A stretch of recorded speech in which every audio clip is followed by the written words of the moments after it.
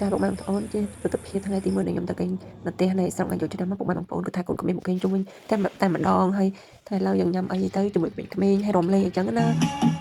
តែមីអូននេះពឹកយកម្នាក់ឯងតែម្ដងចា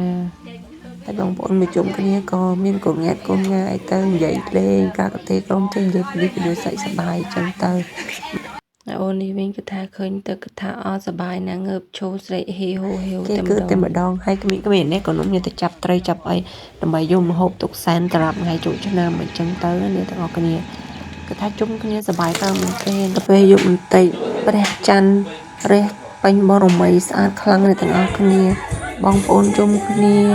ញ៉ាំតែនិយាយគ្នាលេងអីចឹងនេះទាំងអស់គ្នាក្រុមពលីព្រះច័ន្ទចំណែកពូនេះវិញគឺថាសឡតឲ្យចង់សង្ហើមឲ្យពឹកយោតែម្ដងអ្នកទាំងអស់គ្នាទៅធ្វើកម្មវិធីជើកាន់តែសប្បាយថែមទៀតអ្នកទាំងអស់គ្នា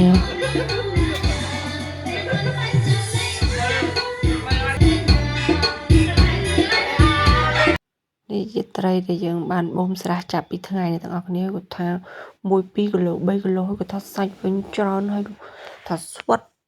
ហើយឈ្ងុយខ្លាំងតែម្ដងជាមួយទឹកត្រីកោះកុងទៀតគាត់ថាអេងខ្លាំងមែនទែនគ្រូថាតែធំអត់ឆ្ងាញ់កំពុងតែញ៉ាំត្រីឆ្ងាញ់ឥឡូវដល់វគ្គលេងកម្មវិធីបាទតែទាំងអស់គ្នាហើយយើងទៅដេញសាច់ទៅ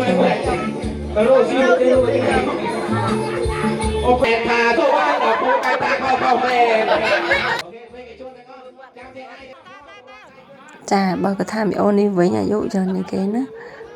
តែគាត់ថាបើវ័យវិញគាត់ថាវ័យរត់ម្ចាស់មីក្រូគណៈកម្មការតែម្ដងចា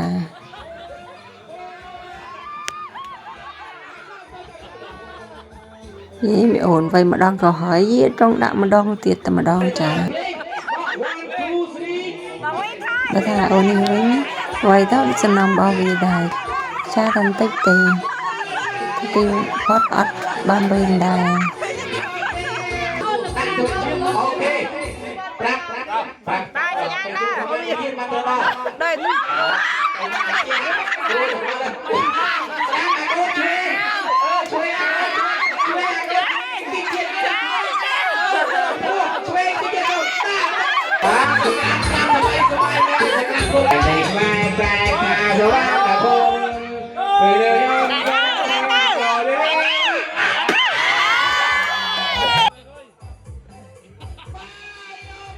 តែឡូវដល់វគ្គបូមទឹកដាក់ដល់ម្ដងពុកម៉ែបងប្អូន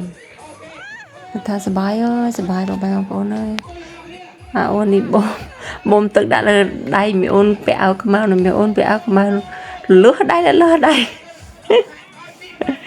គេថាខាច់សឹមដៃអាវអស់នៅវាខ្ពើមកអីផងចឹងណាថាសបាយដែរបងប្អូនដែរតែក្មេងជុំគ្នាលេងចាបែងជាប្រៃអញ្ចឹងទៅសបាយមែនទែនហើយអត់ចង់ឈប់ទេដោយសារតែលេងច្រើនហើយយប់ជ្រៅហើយក៏ថាអស់នេះឧបត្ថម្ភកម្មវិធីដែរអញ្ចឹងណាមិនហេមីអូនអាក់ប៉ានេះត្រង់កណ្ដងចេះយកដៃបាំងដល់កុំឲ្យកពប់ទឹកចេញក្រៅណាថាក្រោយពីរនពីចូលមកហ្នឹងក៏ថារត់មកវិញមីអូនទៅអាវកម្ៅនឹងខ្ជាក់បើអត់មានទឹកទេនៅអ្នកទាំងអស់គ្នាចាញ់ខ្ញុំសើចខ្លាំងមែនទែនសើចមែនទែនថាមិនបានអត់មានទឹកចឹងរត់មកខ្ជាក់អស់ទឹកអលីងចឹងអត់មានទឹកដាក់ដបដល់ពេលសួរទៅថាហត់ពេកផឹកទឹកអស់តាមផងចាកថាតណែនឹងសើចលឺសរិញខ្លះមកថាមិនទៅអ្នកអស់គ្នាវាកាំងមកវាអូននេះវារត់មកវាបូមទឹកដាក់ដបវាអត់មានទឹកអញ្ចឹងដល់ពេលចាញ់ប៉ុនចាច់ដូចស្មើគ្នាកំបាច់ចុះហើយថ្ងៃដែរពុកម្ដាយតែតឹងរងចាំហើយក៏កូនតឹងរងចាំក៏បានមកដល់គឺថានៅមុននេះថ្វាយអង្គមពុកម្ដាយរៀបចំងូតទឹកកក់សក់ដោះក្អែដល់អីសម្បត្តិជូនគាត់អីចឹងទៅនឹងសុំកុំមកទោសនៅអ្វីដែលយើងបានធ្វើតែខុសកន្លងមកដល់ពួកគាត់ហើយពួកគាត់ក៏បានឲ្យពរអោជ័យមកពួកយើងក៏បាននាំគ្នាងូតទឹកកក់សក់ជូនពួកគាត់ទាំងពីរដែលក្តីស្រឡាញ់ពេញចិត្តខ្លាំងមែនទែន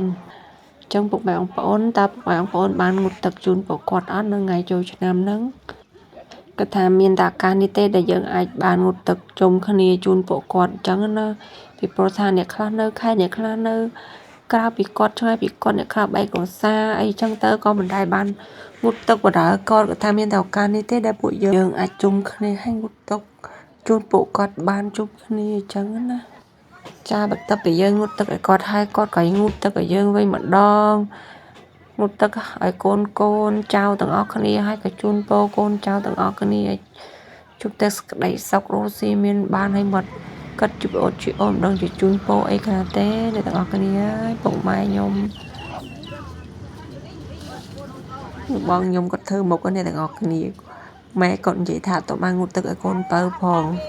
បងខ្ញុំគាត់ធ្វើមុខយីចឹងណាគាត់ថាបើនេះមិនបើឲ្យទេអ្នកទាំងអស់គ្នាមកប៉ុណ្ណាហើយ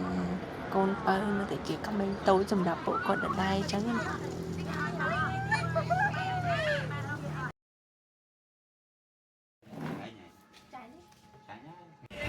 សិមរៀបឆ្នាំនេះគឺថាសប្បាយខ្លាំងហើយមនុស្សច្រើនខ្លាំងមែនទែនពុកម៉ែបងប្អូនកុំភ្លេចជួយខមមិនអ្នកមួយផងបើសិនជាពុកម៉ែបងប្អូនបានឃើញខ្លួនឯងនៅក្នុងវីដេអូនេះណា